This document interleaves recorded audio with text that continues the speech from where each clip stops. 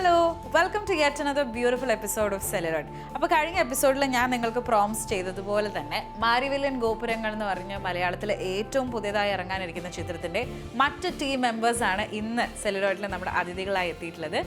ഞാൻ ആ സൈഡിൽ നിന്ന് ഇൻട്രൊഡ്യൂസ് ചെയ്യാം. പ്രമോദ് മോഹൻ ഇതിൻ്റെ റൈറ്ററുണ്ട്. And we have Sarjano Khalid and Vincy. Hi. ഇതിലൊരു സ്പെഷ്യാലിറ്റി എന്താ വെച്ച് കഴിഞ്ഞാൽ വിൻസി ഇതിനകത്ത് ചെയ്യുന്ന കഥാപാത്രത്തിന് എനിക്കും we share the common name അല്ലേ? മീനാക്ഷി എന്നാണ് ഇതിനകത്ത് കഥാപാത്രത്തിന്റെ പേര്. മീനാക്ഷി ആൻഡ് റോണി അല്ലേ? അപ്പം ഇവരൊരു ഇൻസ്റ്റഗ്രാമിലൊരു പോസ്റ്റ് ഇട്ടിരിക്കുന്നത് ഞാൻ കണ്ടു.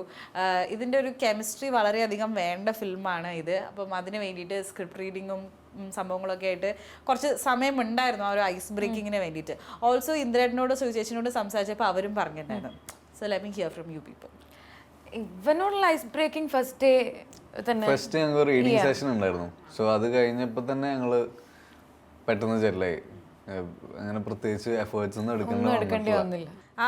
എന്നാലും ലൈക്ക് ഒരു ആക്ടർ പെർസ്പെക്റ്റീവിൽ അല്ലെങ്കിൽ ഒരു ഡയറക്ടർ പെർസ്പെക്റ്റീവിൽ പൊതുവെ അങ്ങനെ ഒരു ഐസ് ബ്രേക്കിങ്ങിന് വേണ്ടിയിട്ട് എന്തൊക്കെയാണ് വയ്ക്കുക? ഇതിനു മുമ്പ് ജൂണൊക്കെ ഫ്രണ്ട്ഷിപ്പിൻ്റെ കഥ പറഞ്ഞ സിനിമയാണല്ലോ ചെയ്തിട്ടുള്ളത്. എന്താ ചെയ്യുക?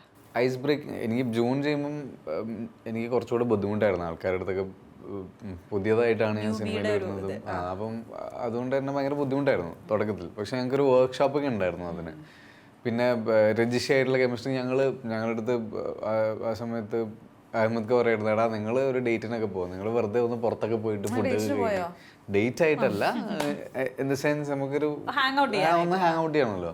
അപ്പം അങ്ങനെ ഞങ്ങൾ പുറത്ത് പോയിട്ടുണ്ട്. സോ അങ്ങനെയൊക്കെ ചെയ്തിട്ടുണ്ട്. പക്ഷേ ഇപ്പം ഐ തിങ്ക് ഓൾസോ നമുക്ക് ഭയങ്കര കഥയൊക്കെ പറഞ്ഞ മൊത്തം ഒരു ക്ലാരിറ്റി ഉണ്ടായിരുന്നു. കഥയിൽ തന്നെ ഒരു കണക്ഷൻ മൊത്തത്തിലുണ്ടായി. It was really easy to connect with her. എൻ്റെ അടുത്ത് പറയായിരുന്നു ആ ഒരു വർക്ക്ഷോപ്പും നിങ്ങളുടെ ഡിസ്കഷൻസും ഒക്കെ കഴിഞ്ഞപ്പോൾ ശരിക്കും ചേട്ടൻ അനിയൻ ആ ഒരു ഫാമിലി പോലെ ഉണ്ടായിരുന്നു നിങ്ങളെന്ന്. You guys felt the same way? Yeah. അപ്പം ചേട്ടനിലേക്ക് വരുവാണെങ്കിൽ ഇതിനു മുമ്പ് ചെയ്ത സിനിമകൾ എസ്പെഷ്യലി ഇപ്പോൾ ലളിതം സുന്ദരം എടുത്തു നോക്കുകയാണെങ്കിൽ അതും ഇതേപോലെ തന്നെ ഒരു സിബ്ലിങ്സ് ബോണ്ടിങ്, അതേപോലെ തന്നെ പാർട്ട്നേഴ്സ് തമ്മിൽ ലവിൻ്റെ ഡെത്ത്, ഇങ്ങനത്തെ കുറേ കാര്യങ്ങൾ സംസാരിക്കുന്നൊരു ഫിലിമാണ്. അപ്പോൾ ഇത് വരുവാണെങ്കിൽ വീണ്ടും അങ്ങനത്തെ ഒരു ജോണർ ഫിലിമാണ്. എന്തുകൊണ്ടാണ് ഇങ്ങനത്തെ സിനിമകളോട് ഒരു ഇഷ്ടം കൂടുതലുണ്ടോ? ഒബ്വിയസ്ലി ഞാൻ ഭയങ്കര എന്താ പറയുക ഫാമിലിയായിട്ട് ഭയങ്കര അറ്റാച്ച്ഡ് ആണ്. ഇപ്പോൾ ഈ രണ്ട് ഫിലിം തമ്മിൽ മെയിൻ ഡിഫറൻസ്, ലളിതം സുന്ദരം ഒരു ഭയങ്കര ഡിസ്ഫങ്ഷണൽ ഫാമിലിയുടെ സ്റ്റോറിയാണ് പറഞ്ഞുകൊണ്ടിരുന്നത്. എല്ലാവരും തമ്മിൽ കോൺഫ്ലിക്ട്സ് ഉണ്ട്. ഇവിടെ നേരെ തിരിച്ചാണ്. എല്ലാവരും തമ്മിൽ ഭയങ്കര സ്നേഹത്തിലാണ്. ചേട്ടനും അനിയനും തമ്മിൽ ഇപ്പോൾ ലളിതം സുന്ദരത്തിൽ ബിജു ചേട്ടനും അനുവും തമ്മിൽ ഭയങ്കര ഇഷ്യൂസാണ്. ലൈക്ക് ഹഗ് ചെയ്യാൻ പോലും റെഡിയല്ല അനുവിൻ്റെ ക്യാരക്ടർ. ഇത് നേരെ ഒന്നൊരു ചേട്ടനെ ഭയങ്കര ഹീറോ ആയിട്ട് കാണുന്ന അനിയനെ ഭയങ്കര പ്രൊട്ടക്റ്റീവായിട്ട് കാണുന്ന ചേട്ടനും ഇതൊക്കെയാണ്. അപ്പോൾ അത്തരം ഫാമിലീസിലും ഇഷ്യൂസ് ഉണ്ടാവുമല്ലോ. ഡിസ്ഫങ്ഷണൽ ഫാമിലീസിലുള്ള ഇഷ്യൂസ് പറയാൻ കുറച്ചും കൂടെ കമ്പാരിറ്റീവ്ലി ഈസിയാണ്. ബിക്കോസ് ഓഡിയൻസ് ഓൾറെഡി റെഡിയാണ് ഇഷ്യൂസ് കാണാൻ വേണ്ടി. ഇതിപ്പോൾ എല്ലാവരും തമ്മിൽ സ്നേഹമാണ്. അതായത് സിനിമയൊക്കെ എൻഡ് ചെയ്യുന്ന പോലെയാണ് തുടക്കത്തിൽ. എല്ലാവരും അങ്ങോട്ടും ഇങ്ങോട്ടും ഭയങ്കര സ്നേഹം. അപ്പോൾ ഇവിടെ എന്താ ഇഷ്യൂ എന്ന് തോന്നുന്നത്. പക്ഷേ അപ്പോൾ ഇഷ്യൂസ് വർക്ക് ചെയ്യാൻ രസമാണ്. ചെറിയ മിസ്അണ്ടർസ്റ്റാൻഡിങ്സ് ഉണ്ടാവാം. അങ്ങോട്ടും ഇങ്ങോട്ടും എത്ര കംഫർട്ടബിൾ ആണെങ്കിൽ ചിലപ്പം പറയാതിരിക്കുന്ന ചില സീക്രറ്റ്സ് ഉണ്ടാവും. ഒന്ന് പറഞ്ഞാൽ തീരാവുന്ന പ്രശ്നങ്ങളേ ഉണ്ടാവുള്ളൂ. പക്ഷെ അപ്പോൾ അത് വർക്ക് ചെയ്യാനും രസമാണ്. അപ്പോൾ എനിക്ക് പേഴ്സണലി കൂടുതൽ കണക്ട് ഇതിനോടാണ്. കാരണം എനിക്കൊരു ബ്രദറുണ്ട്. ഞങ്ങൾ ഭയങ്കര അറ്റാച്ച്ഡ് ആണ്. ഞാൻ എൻ്റെ പാരൻസുമായിട്ട് അറ്റാച്ച്ഡ് ആണ്. ഞാൻ വൈഫായിട്ടും നമ്മൾ ഭയങ്കര ഫ്രണ്ട്ലി നേച്ചറാണ്. ഇപ്പോൾ ഞാനും ഷിൻഡോ എന്ന് പറഞ്ഞാൽ ഇന്ദ്രേട്ടൻ ചെയ്യുന്ന ക്യാരക്ടറും ശ്രുതി, അതൊക്കെ നമ്മളുടെ തന്നെ റെപ്രസെൻറ്റേഷനാണ്.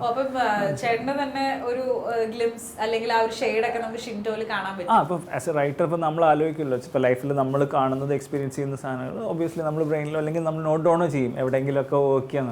അത്തരം കോണ്ടന്റ് ഇഷ്ടംപോലെ യൂസ് ചെയ്യാൻ പറ്റുന്നൊരു സിനിമ ഇതൊക്കെ. കാരണം ഇപ്പോൾ നമ്മളൊരു ത്രില്ലറോ അല്ലെങ്കിൽ അങ്ങനത്തെ സിനിമകൾ എടുത്താൽ നമ്മൾ നേരിട്ട് മർഡർ കാണലൊന്നും ഇല്ലല്ലോ. ഇതൊക്കെ നമ്മൾ കുറേ ഇമാജിനേഷനും കണ്ട സിനിമകളോ അല്ലെങ്കിൽ വായിക്കുന്ന നോവൽസ് എന്നൊക്കെയാണ് കിട്ടുന്നത്.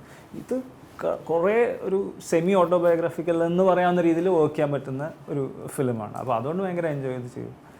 അതെ.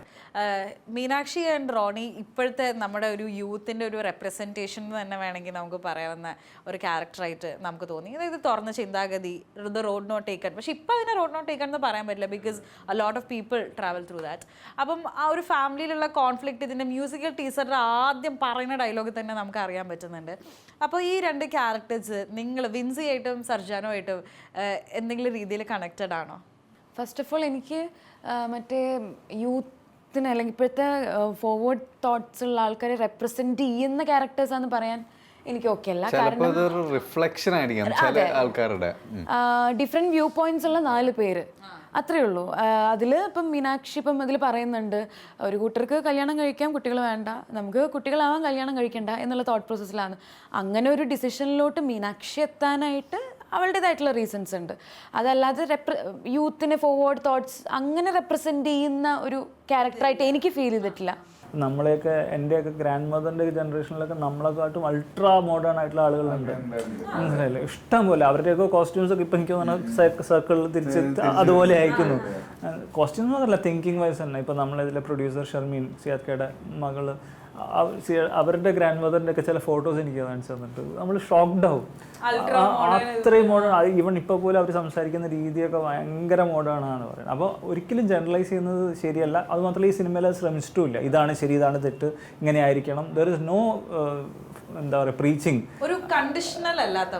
അതായത് നമ്മളിപ്പം ഈ റൂമിലിരിക്കുന്ന പലർക്കും പല രീതികളായിരിക്കും ലൈഫിൽ. അതുപോലെ ഈ സിനിമയിലെ മൊത്തം ക്യാരക്ടേഴ്സിനും അവരുടെ വ്യൂ പോയിന്റ്സ് ഷെയർ ചെയ്യുന്നുണ്ടാവും, അവരുടെ ആക്ഷൻസിലൂടെ അതൊക്കെ കാണിക്കുന്നുണ്ടാവും. But nowhere it is said that ഇതിങ്ങനെ ആയിരിക്കണം, അല്ലെങ്കിൽ ഇതാണ് ശരി, അല്ലെങ്കിൽ ഇങ്ങനെയാണ് നമ്മൾ മോഡേൺ ആയിരിക്കണം, മറ്റേത് പഴഞ്ചനാണ് എന്ന് പറയുന്നൊരു പരിപാടി ഇല്ല. എല്ലാവരെയും അക്സെപ്റ്റ് ചെയ്തുകൊണ്ട് കാണിക്കുന്നൊരു, എനിക്ക് തോന്നുന്നത് മോർ ദാൻ ദാറ്റ് നമ്മളിതൊക്കെ പറഞ്ഞു പോകുന്നതിൻ്റെ കൂടെ ഒരു ഫാമിലി ഫൺ, ഇതൊന്നും അല്ലാതെ റിലേഷൻഷിപ്പ് അല്ലാതെ തന്നെ നമ്മൾ ഇമോഷണൽ സാധനങ്ങൾ, നമ്മുടെ ഇമോഷണൽ ഇഷ്യൂസ് ആയിരിക്കാം, വൾണറബിലിറ്റീസ് ആയിരിക്കാം, അതിനൊക്കെ നമ്മൾ ഈ സിനിമയിലൂടെ എനിക്ക് തോന്നുന്നത് ഹ്യൂമറാണ് ഏറ്റവും കൂടുതൽ മേളിൽ നിൽക്കുന്നത്. ഹ്യൂമറിൻ്റെ ഇടയിൽ കൂടി ഇതൊക്കെ പറഞ്ഞു പോകുന്നൊരു ചെറിയ കാര്യങ്ങളോ കേട്ടോ. ഇപ്പോൾ ഇതിൽ വലിയ ഇഷ്യൂസ് ഇല്ല ഈ ഫിലിം. അത് നല്ല കാര്യമായിരിക്കും എന്ന് എനിക്ക് തോന്നുന്നു. കാരണം ഭയങ്കര ഹാപ്പി ആയിട്ടൊരു ഫിലിം ത്രൂ ഔട്ട് കാണാം.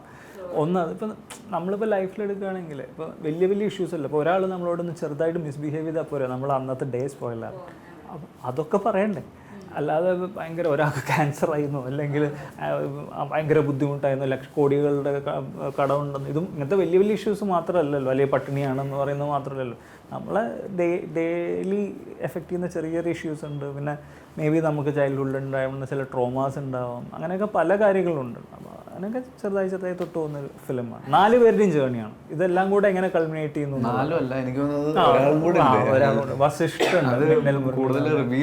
അതെ, അത് ആക്ച്വലി വസിഷ്ഠന് ഇപ്പം ഇന്ന് നമ്മളുടെ കൂടെ ഇവിടെ ഇപ്പം ഇരിപ്പില്ല ആള്.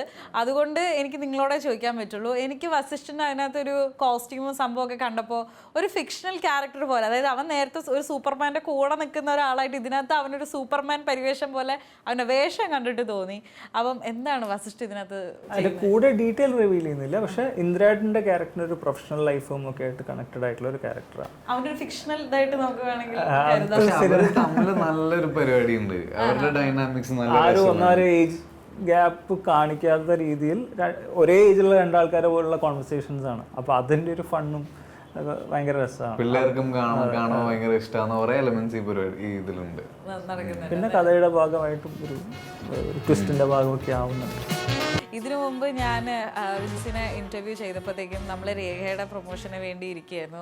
അന്നപ്പം ഇൻ്റർവ്യൂ വൈൻഡപ്പ് ചെയ്തപ്പോഴത്തേക്കും ഞാൻ ചോദിച്ചു എന്താണ് എക്സ്പെക്റ്റേഷൻ എന്ന് വെച്ചപ്പം നമ്മൾ വളരെയധികം എഫേർട്ട് ഇട്ട് ചെയ്തൊരു ഫിലിമാണ്, അപ്പം ആൾക്കാർ ഇതൊന്ന് നോട്ടീസ് ചെയ്താൽ മതി എന്ന് പറഞ്ഞിട്ടൊരു എന്നോട്ടോട് കൂടിയിട്ടായിരുന്നു ആ ഇൻ്റർവ്യൂ ഒന്ന് അവസാനിപ്പിച്ചത്. അപ്പം നോട്ടീസ് ചെയ്യല്ല, വളരെ വലിയൊരു അംഗീകാരം എന്ന് പറയുന്ന രീതിയിൽ സ്റ്റേറ്റ് അവാർഡാണ് കിട്ടിയിരിക്കുന്നത്. ഇപ്പം ഞാൻ വിൻസിയോട് ചോദിക്കുകയാണ്, are you living your dream life? അങ്ങനെ ലിവിങ് ആണോന്ന് ചോദിച്ചു കഴിഞ്ഞാൽ ഇപ്പോഴും കംപ്ലീറ്റ് ആയിട്ടൊന്നും അല്ല. ഇപ്പോഴും ഇപ്പം മൂവിയുടെ കേസിലെടുക്കുകയാണെങ്കിൽ ഇപ്പോഴും I am a struggling actor to get good opportunities. Still yeah നമുക്കൊരു ക്യാരക്ടർ റോൾസിന് വേണ്ടിയിട്ട് വെയിറ്റിംഗ് ആണ്. നല്ല ക്യാരക്ടർ റോൾസിന് വേണ്ടിയിട്ട്, നല്ല സ്റ്റോറീസിന് വേണ്ടിയിട്ട് സ്റ്റിൽ ഐ എം വെയിറ്റിംഗ്. അപ്പം ഇതുവരെയുള്ള ഓപ്പർച്യൂണിറ്റീസ് വെച്ച് നോക്കുമ്പം വെരി ഗ്രേറ്റ്ഫുൾ. ഇത് കിട്ടിയ അംഗീകാരങ്ങൾ നോക്കുമ്പോഴും ഗ്രേറ്റ്ഫുൾ ആണ്. പക്ഷേ ഡ്രീം അക്കംപ്ലിഷ്ഡ് ആയെന്ന് ചോദിച്ചാൽ no. But I cannot say എന്താ പറയുക, നമ്മൾക്ക് സ്റ്റേറ്റ് അവാർഡ് കിട്ടിയതിന് ശേഷം പിന്നെയും ഒരു സ്ട്രഗ്ലിംഗ് ആക്ടർ ആണ് എന്ന് അങ്ങനെ പറയാൻ പറ്റുമോ? അതിന് ശേഷമാണ് സ്ട്രഗിൾ തുടങ്ങിയത് എനിക്ക് തോന്നുന്നത്. ഞാൻ അങ്ങനെ പറയുന്നതല്ല. ആ അംഗീകാരം അത്രയും വില മതിച്ചിട്ടാണ് ഞാൻ കാണുന്നത്. ഞാൻ പറയുന്നത് അതിന് ശേഷം വരുന്ന, നമുക്ക് അതിന് മുന്നേ ക്യാരക്ടർ റോൾസ് ഇഷ്ടം പോലെ വന്നിരുന്നു. ഇപ്പം ലീഡ്സ് മാത്രമാണ് വരുന്നത്. അതിലും എല്ലാ ലീഡിലോട്ടും എന്നെ ഫിറ്റ് ആവില്ല, ക്യാരക്ടേഴ്സിന് ഫിറ്റ് ആവില്ല. അപ്പം അങ്ങനെ വരുമ്പം ലിമിറ്റഡ് ആണ് വരുന്ന ഓഫേഴ്സ്. അപ്പോൾ അതിന്ന് നമ്മൾ ചൂസ് ചെയ്യണം. അതും വെരി ലിമിറ്റഡ് ആയിരിക്കും. ചിലപ്പോൾ നമുക്ക് ഓക്കെ എന്ന് വരില്ല, അങ്ങനെയായിരിക്കും. അപ്പം നോക്കുമ്പം ഭയങ്കരമായിട്ടും അതാണ് ഞാൻ എൻ്റെ സ്ട്രഗിൾ എന്നുകൊണ്ട് ഉദ്ദേശിക്കുന്നത്. ഓപ്പർച്യൂണിറ്റീസിന് ഞാൻ സ്ട്രഗിൾ ചെയ്തുകൊണ്ടിരിക്കുകയാണ് ഇപ്പം. അപ്പം ലൈക്ക് ഒരു സ്റ്റേറ്റ് അവാർഡ് കിട്ടിയ ഒരു ഫീമെയിൽ ആക്ടർ ആയതുകൊണ്ട് തന്നെ ലീഡ്സ് മാത്രമേ ചെയ്യുള്ളൂ, ക്യാരക്ടർ റോൾസ് ചെയ്യാൻ ഇപ്പോഴും ഇഷ്ടമുണ്ടെന്നുള്ള ഉറപ്പായിട്ടും ക്യാരക്ടർ ഇപ്പം രേഖ ചെയ്യുകയാണെങ്കിലും ഇതിലെ മീനാക്ഷി എന്ന് പറയുന്നത് ക്യാരക്ടർ, ലീഡ് എന്നുള്ളതല്ല ഞാൻ നോക്കുന്നത്, ക്യാരക്ടറാണ്.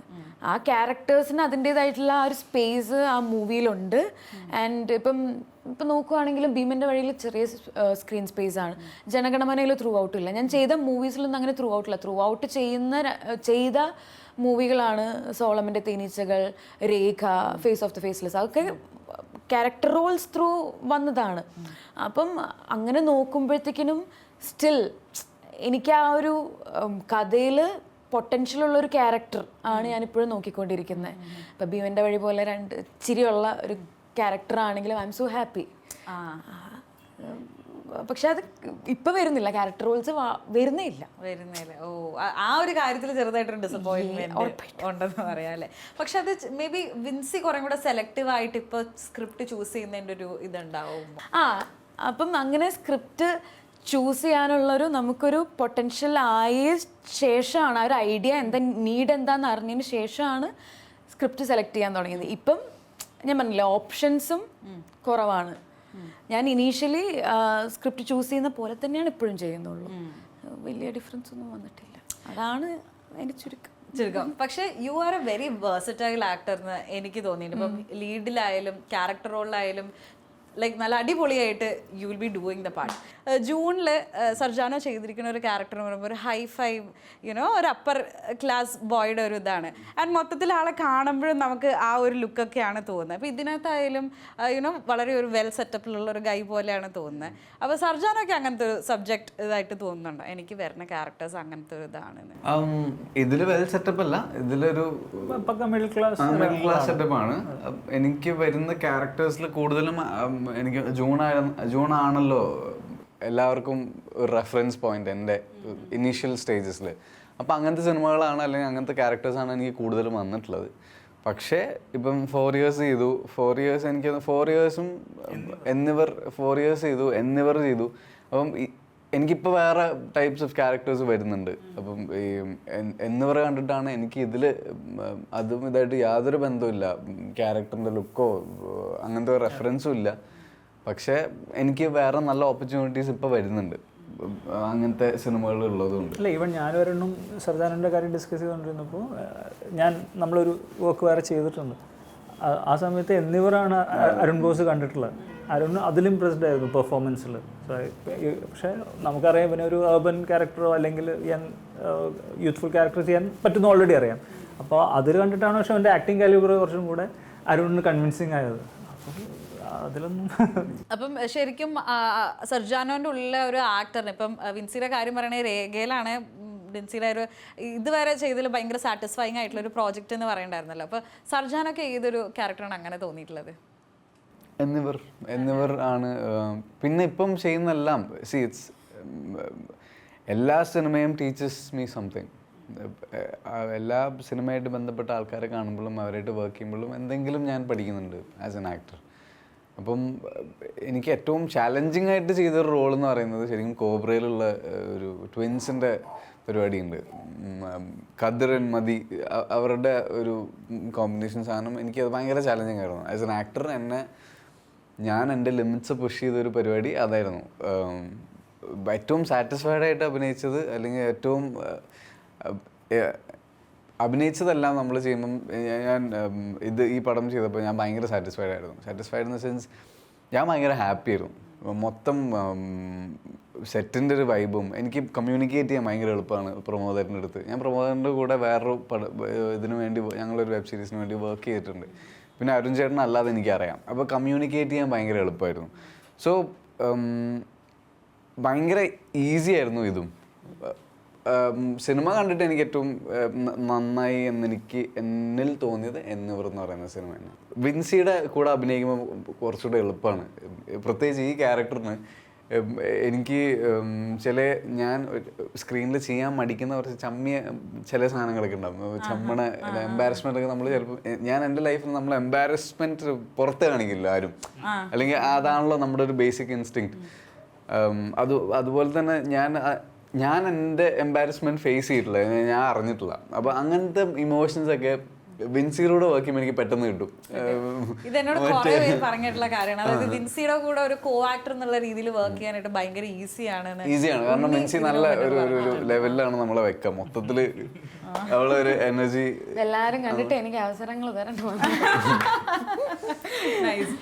Anyway let me ask you another thing. അതായത് എൻ്റെ അമ്മയ്ക്ക് സ്റ്റേറ്റ് അവാർഡ് വിൻസിക്ക് കിട്ടിയ സമയത്ത് എന്നോട് പറഞ്ഞൊരു കാര്യമാണ്, അത് കണ്ടില്ലേ, ഒരു ഫിലിം സപ്പോർട്ട് ഒന്നും ഇല്ലാതെ ഒരു മിഡിൽ ക്ലാസ് ഫാമിലിയിൽ നിന്ന് വന്നിട്ട് ലുക്ക് വേർ ഷീ ഈസ്. ഇപ്പോൾ ഒരു റോൾ മോഡൽ മാതിരി നമ്മളെല്ലാവരും എടുക്കേണ്ട, അതായത് നമ്മളൊക്കെ നമ്മുടെ സ്വന്തം പ്രയത്നം കൊണ്ടാണ് ഓരോ കാര്യങ്ങളും ചെയ്തു വരുന്നത്, അപ്പം എടുക്കേണ്ട ഒരാളാണ് എന്ന് പറഞ്ഞിട്ടുണ്ട്.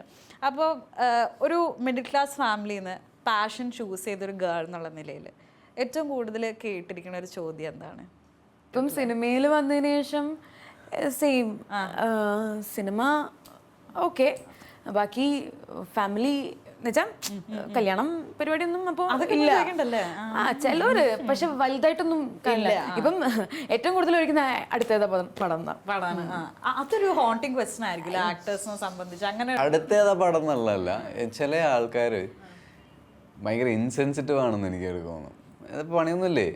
അല്ല അത് പറയില്ലേ, നല്ല ചോദിക്കാല്ലെങ്കിൽ മിണ്ടായിരുന്നൂടെ. നമുക്ക് എപ്പോഴും ഞാനും വിൻസിയും ചേട്ടനും എല്ലാവരും നമ്മൾ സിനിമയിൽ എന്തെങ്കിലും ആവണമെന്ന് ആഗ്രഹിക്കുന്ന ആൾക്കാരാണ്. നമ്മളും നല്ല രീതിയിൽ നല്ല സിനിമകൾ ചെയ്യണമെന്ന് ആഗ്രഹിക്കുന്നതാണ്. നമുക്ക് ചിലപ്പം എല്ലാവരെയും പോലെ നമുക്ക് വർക്ക് എപ്പോഴും ഒരു കോൺസ്റ്റൻ്റ് ആയിട്ട് കിട്ടിക്കോളന്നില്ല. ചില ആൾക്കാരുണ്ട് മറ്റേ ഇങ്ങനെ ഇപ്പൊ വെക്കുന്നില്ല. ഇപ്പൊ ഞാൻ ഇപ്പൊ എൻ്റെ അടുത്ത് ചോദിക്കുമ്പോൾ ഞാൻ പറയാറുണ്ട് ഇല്ല സിനിമയൊക്കെ ആകെ നിർത്തി രസം. അപ്പൊ അവർ ആണോ എന്ന് ചോദിക്കും. ഈ സിനിമയിൽ അതേപോലെ തന്നെ ഏറ്റവും വലിയ ആൾക്കാർക്ക് തിയേറ്ററിൽ ഇടിച്ചു കയറി കാണാനുള്ള നിങ്ങളെല്ലാവരും ഉണ്ട്. അതിൻ്റെ കൂടെയുള്ള റീസൺ എന്ന് പറഞ്ഞാൽ വിദ്യാസാഗർ സാറിൻ്റെ പാട്ടുകളാണ്. അപ്പം നമ്മുടെയൊക്കെ ചൈൽഡ്ഹുഡ് അല്ലെങ്കിൽ ടീൻസ് ഒക്കെ മേക്ക് ചെയ്തിട്ടുള്ള കുറേ ഭയങ്കര ഭംഗിയുള്ള പാട്ട് അദ്ദേഹത്തിൻ്റെ ഭാഗത്തുനിന്ന് വന്നിട്ടുണ്ട്. അപ്പോൾ ഒരു യൂത്ത് ആക്ടേഴ്സ് എന്നുള്ള രീതിയിൽ ആ പാട്ടുകൾക്ക് വേണ്ടിയിട്ട് അഭിനയിക്കാൻ കഴിഞ്ഞത് ഒരു ഭാഗ്യമായിട്ട് നിങ്ങൾക്ക് തോന്നുന്നു? ഓ ഭയങ്കരമായിട്ടും. അങ്ങനെ ഒരു ലെജൻഡറി മ്യൂസിക് ഡയറക്ടറിൻ്റെ കൂടെ വർക്ക് ചെയ്യാൻ പറ്റിയത് തന്നെ ഭയങ്കര ബ്ലെസ്സിങ് ആണ്. കാരണം എത്രയോ പാട്ടുകൾ ഞാൻ കൂടുതൽ കേട്ടിട്ടില്ല ഇൻ ദ സെൻസ് എനിക്ക് ആരുടെ പാട്ടുകളാണെന്ന് പറയാൻ എനിക്ക് അറിയില്ല. കാരണം ഞാൻ പഴയ പാട്ടുകൾ അങ്ങനെ കേൾക്കാറുണ്ടായിരുന്നില്ല. അപ്പോൾ ഇത് ഇവിടെ വന്ന് പറയാനൊരു മടിയുണ്ട്. എന്നാലും ദാറ്റ്സ് ദ ട്രൂത്ത്. ഞാൻ പാട്ടുകൾ പൊതുവെ കൂടുതൽ അങ്ങനെ ഭയങ്കര റാൻഡമായിട്ട് കേൾക്കുന്ന ആളാണ്. പക്ഷെ എന്നാൽ പോലും സാറിൻ്റെ ഒരു വർക്കിൽ ഭാഗമാകാൻ പറ്റിയതിൽ ഭയങ്കര സന്തോഷമുണ്ട്. ഐ തിങ്ക് വിൻസിക്ക് കുറെ ഓർമ്മകളോ മേ ബി ഒക്കെ പറയാനുണ്ടാകും. എനിക്ക് മീശമാധവനിലെ എല്ലാ പാട്ടും ആളെടുത്താൽ അങ്ങനെയൊക്കെ ഭയങ്കര ഇഷ്ടമാണ്. പിന്നെ എനിക്ക് ഈ ഭാഗ്യം കുറച്ച് മുന്നേ കിട്ടി. സോളമന്റെ തേനീച്ചകളിൽ മറ്റേ പഞ്ചാരക്കോ പാൽക്കൂടം ആ പാട്ടിൽ പാടി അഭിനയിക്കാനുള്ള ഒരു അപ്പം വിദ്യാജി തന്നെയാണ് അതും ചെയ്തത്. അപ്പം അത് ലാൽ ജോസ് സാർ ആയതുകൊണ്ടും വിദ്യാജി ലാൽ ജോസ് ഒരു കണക്ഷൻ വീണ്ടും വന്നത്. അപ്പം ഈ ഭാഗ്യം ഇടയ്ക്കിടയ്ക്ക് കിട്ടുന്ന ഒരാളാണ് വിൻസിന്നാണെങ്കിൽ എനിക്ക് എക്സ്പീരിയൻസ് ഇപ്പോൾ നിങ്ങൾക്ക് കിട്ടാത്തൊരു ഭാഗ്യം എനിക്ക് വരണം കമ്പോസിങ് സെക്ഷനാണ്.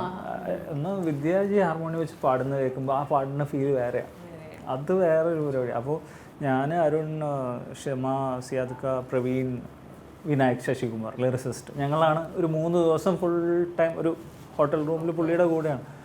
അപ്പോൾ ആ സമയത്ത് കുറേ നേരം കമ്പോസിങ് ഇതൊക്കെ നടക്കും. പുള്ളി ഇങ്ങനെ ട്യൂൺസ് ഇങ്ങനെ ഏർന്നെടുക്കും. ഭയങ്കര രസമാണ്. ഇങ്ങനെ ആലോചിച്ചൊക്കെ ഒരു സാധനം ഇടും. എന്നിട്ട് നമ്മളിങ്ങനെ നോക്കും വർക്ക് ആവുന്നുണ്ടോ ഇല്ലെങ്കിൽ. കൂടുതൽ വർക്കായാലും പുള്ളി റിജക്റ്റ് ചെയ്യും. പുള്ളി അത് നിങ്ങൾക്ക് എവിടെയോ കേട്ട് ശീലമുള്ള ട്യൂൺ ആയതുകൊണ്ട് അത്രയും വർക്ക് ഉണ്ടാവും, അത് വേണ്ടെന്ന് വയ്ക്കും. ഇങ്ങനെ വരും. എന്നിട്ട് ഉച്ചയ്ക്ക് ശേഷം കുറച്ച് കഴിയുമ്പോൾ ടയേർഡ് ആകുമ്പോഴത്തേക്കും പിന്നെ നമ്മൾ പഴയ പാട്ടുകളെ കുറിച്ച് പറഞ്ഞു തുടങ്ങും. അപ്പോൾ ഓരോ പാട്ടുകൾ അപ്പോൾ നമ്മളോരോ ഫേവറേറ്റ്സ് പറയും. ഒരു പാട്ട് വിനായക് പറഞ്ഞു കഴിഞ്ഞാൽ പുള്ളി അത് പാടിക്കൊണ്ട് ഇങ്ങനെ നോക്കുമ്പോണ്ടാവും വിനായകൻ്റെ കണ്ണ് നിറഞ്ഞ് അങ്ങനെ ഒഴുകണം. കാരണം അത് വേറൊരു ഫീലാണ് പുള്ളി പാടുന്നത്. ഒന്ന് ആ പാട്ടിൻ്റെ മെമ്മറി നമ്മൾ കിടക്കുന്നത്.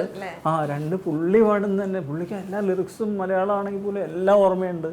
എനിക്ക് മറന്നിട്ടും എന്തിനൊക്കെ കേൾക്കുമ്പോൾ പുള്ളി ചില ഇതൊക്കെ കാണുമ്പോൾ അവസാനം പുള്ളി പറയും മതി നിർത്താം എന്നൊക്കെ പറയും. എല്ലാവരും ഇമോഷണലായി ഉണ്ടാവും. അതൊരു ഭയങ്കര എക്സ്പീരിയൻസ് ആയിരുന്നു. അത് ഈ സിനിമയിലെ ഒരു ഹൈലൈറ്റും എനിക്ക് ആ ഒരു മെലഡീസിന് ഒരു ഭംഗി കൂട്ടിയിട്ടുണ്ട് മാരിവില്യൻ ഗോപുരങ്ങൾക്ക് എന്ന് തോന്നുന്നു. എസ്പെഷ്യലി ആ പാട്ട് ദ OG സോങ് അദ്ദേഹം തന്നെ വീണ്ടും ഒന്ന് റിവാമ്പ് ചെയ്ത് കൊണ്ടുവന്നപ്പോൾ അതിനെ ഭംഗി ഒട്ടും പോയിട്ടില്ല. നിങ്ങൾക്ക് എൻറ്റയർ കാസ്റ്റ് ആൻഡ് ക്രൂവിന് all the very best. Thank you so much. മാരിവില്യൻ ഗോപുരങ്ങളുടെ വിശേഷങ്ങൾ ഇതാ ഇവിടെ പൂർണ്ണമായിരിക്കുകയാണ്. മറ്റ് സിനിമാ വിശേഷങ്ങളും ഒക്കെ ആയിട്ട് ഞാൻ നിങ്ങളെ വീണ്ടും കാണുന്നത് വരേക്കും. This is me, Meenakshi Sudhir, signing off from Celluloid. Bye.